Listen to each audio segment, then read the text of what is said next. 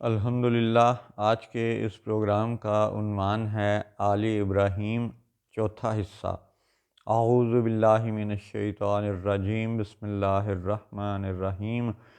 الصلاۃ والسلام علیک یا سیدی یا رسول اللہ وعلی ازواجک و اصحابک و آلک یا سیدی یا حبیب اللہ۔ الحمدللہ لاہور شہر میں آج بروز جمعرات 13 رجب 1445 ہجری اور 25 جنوری 2024 عیسوی کا دن ہے۔ یاد رہے کہ پچھلے پروگرام میں یہ بات کی گئی کہ قرآن پاک میں آل عمران نام کی صورت موجود ہے اور بنی اسرائیل نام کی صورت بھی موجود ہے۔ اسی صورت کو سورۃ الاسراء والمعراج بھی کہا جاتا ہے۔ تو جہاں بنی اسرائیل کا ذکر ہے اور جہاں آل عمران کا ذکر ہے، دونوں صورتیں قرآن پاک میں موجود ہیں، تو دونوں ہی پہ اگر غور کریں تو یہ دونوں گروہ بنیادی طور پر آل ابراہیم ہیں، یعنی جو آل یعقوب ہیں، جو بنی اسرائیل ہیں، وہ بھی حضرت ابراہیم علیہ السلام کی اولاد میں سے ہیں، اور جو آل عمران ہیں وہ بھی ابراہیم علیہ السلام کی اولاد میں سے ہیں۔ تو جس طرح آل عمران کے نام پہ آل کے لفظ کے ساتھ صورت ہے، تو ایسے ہی بنی اسرائیل میں صورت کے نام میں بنی کیوں کہا گیا، آل اسرائیل کیوں نہیں کہا گیا؟ تو ان حقائق کو ان لوگوں کی خدمت میں پیش کرنا زیادہ ضروری ہے کہ جو دعویٰ تو اسلام کا کرتے ہیں، لیکن ان کے زائونزم کی کیفیت یہ ہے، وہ ایسے اسلامک زائونسٹ لوگ ہیں کہ جو یروشلم پر مسلمانوں کا حق ثابت کرنا نہیں چاہتے، بلکہ یروشلم پر یہودی کا حق ثابت کرنے کے لیے اور اسرائیلی نیتن یاہو اینڈ کمپنی کا ساتھ دینے کے لیے وہ یہ کہتے ہیں، مسلمانوں کو یہ وسوسہ دیتے ہیں کہ اے مسلمانوں، جب تم نماز میں درود ابراہیمی پڑھتے ہو تو وہاں پہ آل ابراہیم کا ذکر ہے۔ تو ان کے اس وسوسے کا جواب ان پروگراموں میں دیا گیا کہ ہاں ٹھیک ہے، درود ابراہیمی میں آل ابراہیم کا ذکر ہے، لیکن قرآن میں جہاں ذریت اور بنی اور ولد اور اس طرح کے لفظ استعمال ہوں، اور جہاں پہ ایمان اور اسلام اور آل کا لفظ استعمال ہو، ان دونوں باتوں میں فرق ہوتا ہے۔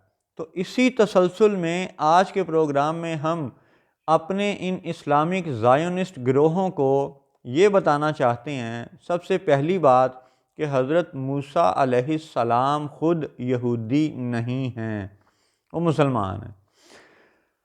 حضرت موسیٰ علیہ السلام جودا کی نسل میں سے نہیں ہیں، یہ بات یہودی بھی مانتے ہیں، لہٰذا اسلامک زائونسٹ ٹولہ بھی مان لے۔ حضرت موسیٰ علیہ السلام لیوائی کی نسل میں سے ہیں، یہودی نہیں ہیں۔ اگلی بات کہ جب حضرت موسیٰ علیہ السلام اپنی قوم کو بار بار بنی اسرائیل کہہ کے بلاتے ہیں، تو اس بنی اسرائیل پہ اگر غور کیا جائے تو وہ بھی تو آل ابراہیم میں آنی چاہیے، وہ بھی تو ذریت ابراہیم کا حصہ ہیں۔ تو پھر فرق کیا ہے ان الفاظ کا؟ ان الفاظ کا لطیف فرق سمجھنے کے لیے آج ہم انشاءاللہ قرآن پاک کی مزید کچھ آیات اپنے بچوں کے سامنے پیش کریں گے۔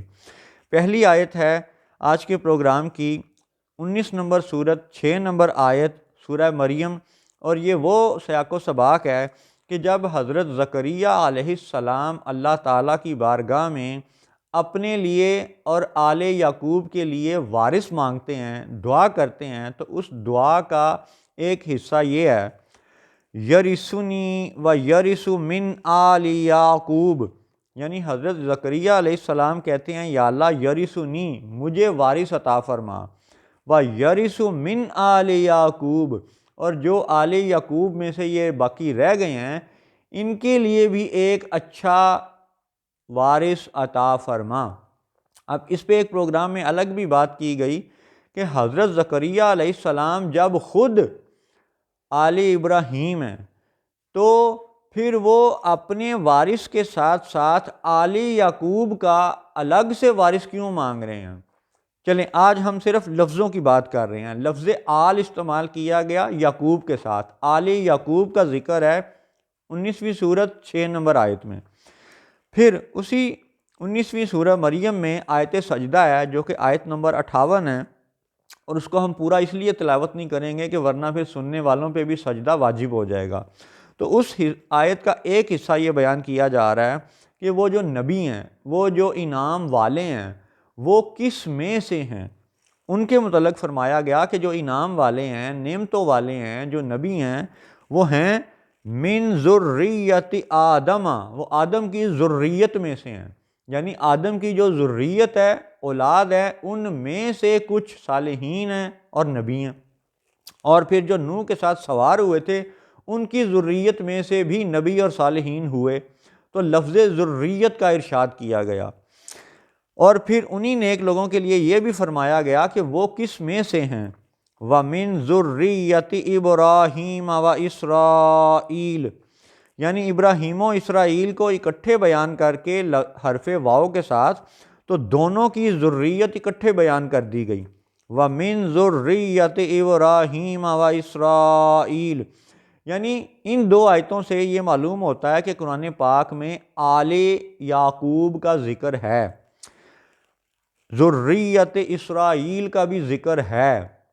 لیکن جب سورت کا نام رکھا گیا تو نہ ذریت اسرائیل کہا گیا، نہ آل اسرائیل کہا گیا، بلکہ سورت کا نام بنی اسرائیل رکھا گیا.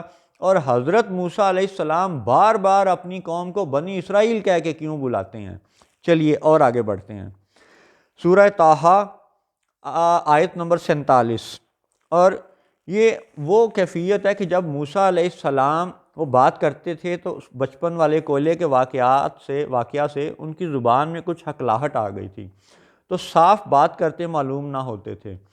تو اس وجہ سے انہوں نے پھر اپنے لیے دعا مانگی اور یہ بھی کہا کہ یا اللہ میرے اس کام میں ہارون کو بھی شریک کر دے. تو جب ہارون علیہ السلام کی شراکت کی وہ دعا مانگتے ہیں اور پھر وہ دعا قبول ہوتی ہے، اور پھر جب وہ دونوں بھائی فرعون کے دربار کی طرف جاتے ہیں تو یہ اس سیاق و سباق میں یہ آیت ہے کہ اللہ تعالیٰ ان دونوں کو فرما رہا ہے کہ اب تم فرعون کے پاس جاؤ اور یہ کہو، اعوذ باللہ من الشیطان الرجیم، فَأْتِيَاهُ فَقُولَا إِنَّ رَسُولَ رَبِّكَ فَأَرْسِلْ مَعَنَا بَنِي إِسْرَائِيلَ، تو اس کے پاس جاؤ اور اس سے کہو کہ ہم تیرے رب کے بھیجے ہوئے ہیں، تو بنی اسرائیل کو ہمارے ساتھ بھیج دے. اب یہاں اس آیت میں وہ خود بھی اپنے رسول ہونے کا ذکر کرتے ہیں اور فرعون کو یہ کہتے ہیں کہ تیرے رب کے بھیجے ہوئے رسول ہیں ہم.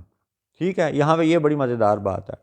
اور اس سے آگے پھر فرمایا فَأَرْسِلْ مَعَنَا بَنِي إِسْرَائِيلَ، تو اے فرعون تو ارسل بھیج دے، معنا ہمارے ساتھ، بنی اسرائیل کو ہمارے ساتھ بھیج دے.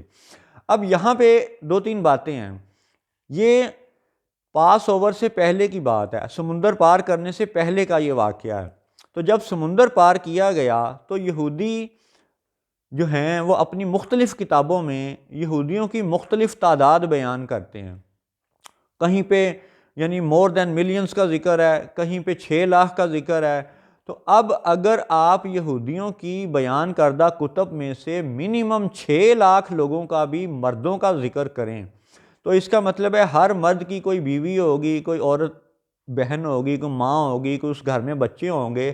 تو اگر 6 لاکھ فرد تھے تو اگر کم از کم ہر گھر کے افراد کم از کم 4-5 بھی شمار کیے جائیں تو وہ یعنی 2.5 سے 3 ملین یعنی 25 سے 30 لاکھ افراد کا گروہ تو بنتا ہے. کہ اگر صرف 6 لاکھ مرد شمار کیے جائیں یہودیوں کے مطابق تو پھر تقریباً 25 سے 30 لاکھ افراد کا وہ پورا گروہ بنتا ہے جنہوں نے ریڈ سی بحیرہ احمر پار کیا تھا.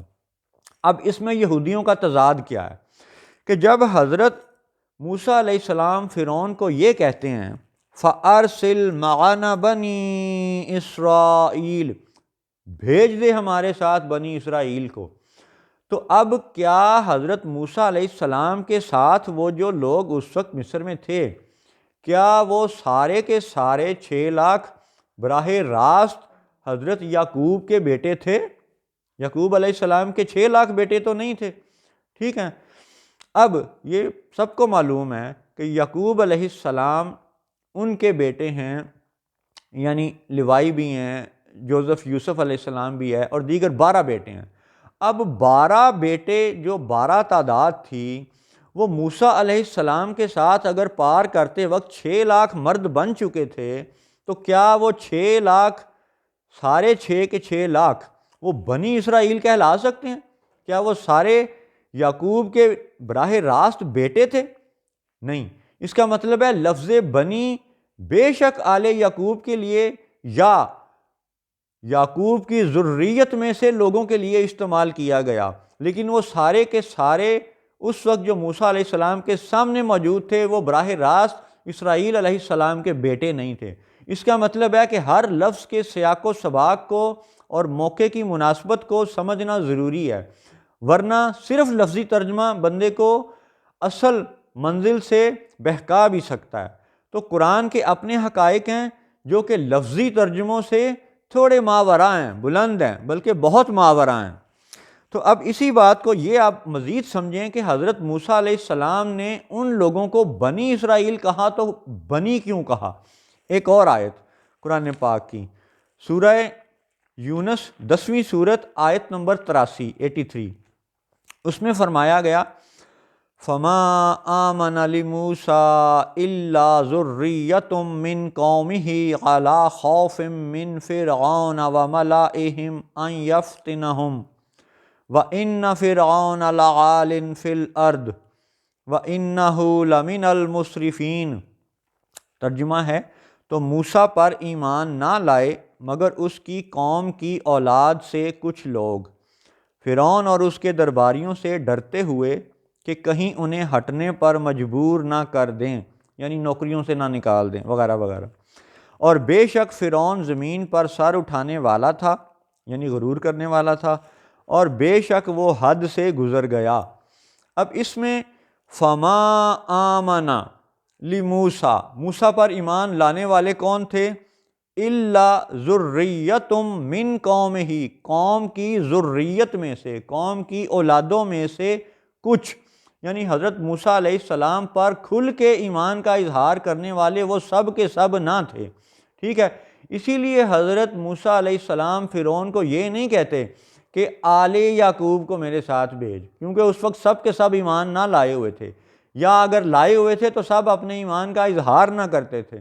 تو حضرت موسیٰ علیہ السلام نے آل اسرائیل نہیں کہا، فَأَرْسِلْ آلِ اسرائیل نہ فرمایا، فَأَرْسِلْ معنا بنی اسرائیل فرمایا۔ تو اب آپ کو بنی اور ذریت کے الفاظ کی مزید سمجھ آ رہی ہوگی۔ تو ذریت میں سے جو ایمان لے آئے وہی حضرت موسیٰ علیہ السلام کا صحیح قوم والا ہے، وہی آل موسیٰ میں شمار ہوگا۔ اور اس کی مزید وضاحت آپ یہ سن لیں کہ جیسے حضرت موسیٰ علیہ السلام خود یہودی نہیں ہیں، خود مسلمان ہیں، ایسے ہی حضرت موسیٰ علیہ السلام پہ ایمان لانے والے بھی مسلمان ہیں، یعنی بنی اسرائیل مسلمان ہیں۔ یہ بات اسلامک زائونسٹ ٹولے کو سورہ یونس کی آیت نمبر 84 میں سے بھی یہ بات سمجھ جانی چاہیے۔ اب آپ سنیے سورہ یونس کی آیت نمبر 84 کہ جب حضرت موسیٰ علیہ السلام اپنی قوم کو ساتھ لے کے وہاں سے نکلنے کی بات کر رہے ہیں، تو پھر مزید آگے فرمایا گیا وَقَالَ مُوسَىٰ يَا قَوْمِ إِن كُنتُمْ آمَنْتُمْ بِاللَّهِ فَعَلَيْهِ تَوَكَّلُوا إِن كُنتُمْ مُسْلِمِينَ۔ تو یہ ہے اسلامک زائونسٹ کے لیے جواب کہ حضرت موسیٰ علیہ السلام پر ایمان لانے والے وہ یہودی نہ تھے، حضرت نے انہیں یہودی نہ فرمایا بلکہ انہیں مسلمین کے زمرے میں شمار کیا، یعنی موسیٰ علیہ السلام خود بھی مسلمان اور ان پر ایمان لانے والے بھی مسلمان۔ لفظوں پہ، عربی لفظوں پہ پھر غور کریں۔ وَقَالَ مُوسَىٰ، اور موسیٰ نے کہا، یا قومی، اے میری قوم، ان کنتم آمنتم باللہ، اگر تم اللہ پر ایمان لے آئے، فَعَلَيْهِ تَوَكَّلُوا، اور اسی پر بھروسہ کرو، ان کنتم مسلمین، اگر تم اسلام رکھتے ہو، یعنی اگر تم مسلمین، اگر تم مسلمان ہو۔ تو حضرت موسیٰ علیہ السلام کا اپنی قوم کو مسلمان کہنا، یہ اسلامک زائونسٹ کے لیے اس بات کا سیدھا سیدھا جواب ہے کہ نماز میں جب ہم درود میں آل ابراہیم کا ذکر کرتے ہیں تو وہاں پہ نہ بنی ابراہیم کا ذکر ہے درود میں، نہ ذریت ابراہیم کا ذکر ہے، نہ اولاد ابراہیم کا ذکر ہے، بلکہ ایمان کے حوالے سے آل ابراہیم کا ذکر ہے۔ لہٰذا اسرائیل کے نیتن یاہو اینڈ کمپنی کے غم میں مرنے کی بجائے، افسردہ ہونے کی بجائے، قرآن کے حقائق دیکھ کے خوش ہو جاؤ کہ موسیٰ علیہ السلام کی قوم مسلمان تھی، بنی اسرائیل مسلمان تھے، اور آج کے مسلمان ہی موسیٰ علیہ السلام کے حقیقی جانشین ہیں، وارث ہیں۔ اللہ نے چاہا تو اس پہ مزید انشاءاللہ اپنے بچوں کو حقائق قرآن پاک سے بتائیں گے۔ السلام علیکم ورحمۃ اللہ وبرکاتہ۔